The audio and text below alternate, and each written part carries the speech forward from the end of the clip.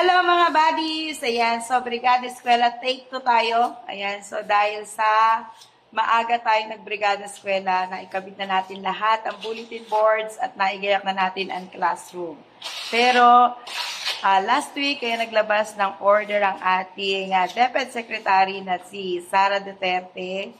Ayun, so according to the DepEd Order number 21 Series 2023, so, dapat daw ang classroom ay maaliwalas at malinis tingnan. Walang masyadong mga nakapakat at walang masyadong mga bulletin boards, mga announcement na kung ano-ano pang mga nakalagay na display. So, pinatatanggal lahat ang mga sayings namin dito sa classroom.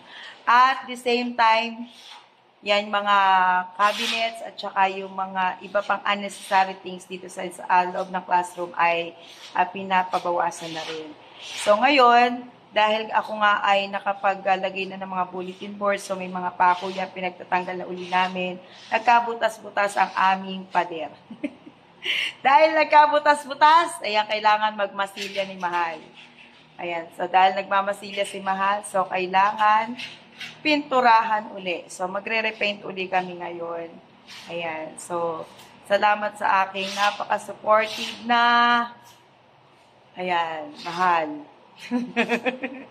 Always sa tabi. Ayan, nasa tabi ko lang yan para tulungan ako. Ayun o. So, ayan, magre-repaint muna kami at titingnan natin kung alin yung mas maganda. Yung wala ba, bare ba na classroom, walang decoration, or yung dati. So, dati na-picturean ko naman siya. So, tingnan natin kung alin ang mas maganda. Mamaya, pagkayari namin mag-repaint. Ayan. So, take 2 to. Take note. Take 2 na Brigada Eskwela. So, ayan. Tingnan natin, ha? Stay tuned.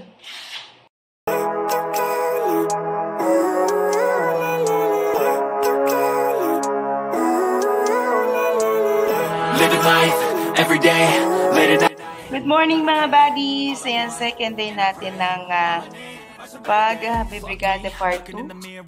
Ayan, so hindi kami makayari. Kasi kahapon after lunch na kami nag-start. So ngayon, inumpisa namin ng maaga para makayari kami hanggang mamayang hapon. Ayan, so sana matapos namin ngayon at makaligpit din ako.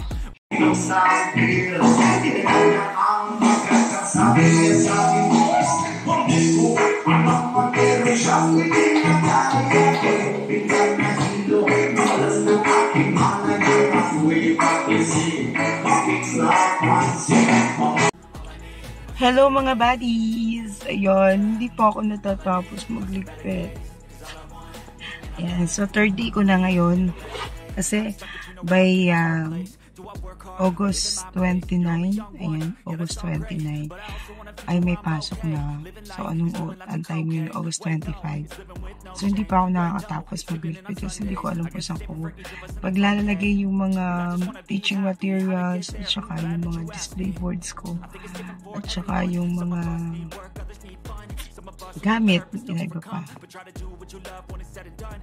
Ika-third day na namin guys at eto inuna na nga ni Mahal ang paghahati nitong cabinet para naman maipwesto namin na mas maganda kasi napakalaki niya at medyo mahirap din siyang ipwesto kaya naisipan niyang hatiin ito para maayos namin yung mga gamit.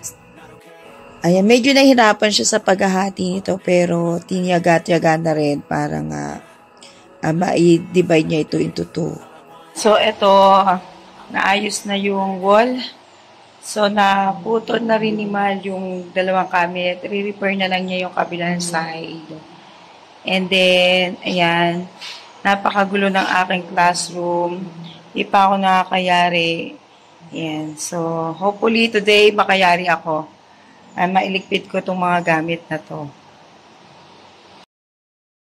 Finally, after 4 days, ayan.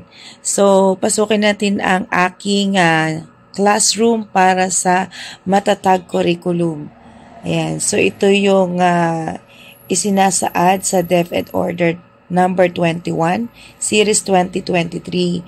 So, kailangan tanggalin natin ang mga distractions sa ating classroom para mas makapag-focus ang mga mag-aaral. So, base kasi sa mga pag-aaral, mas natututo daw ang mga bata kapag walang nakikitang anuman na nakapakat sa classroom.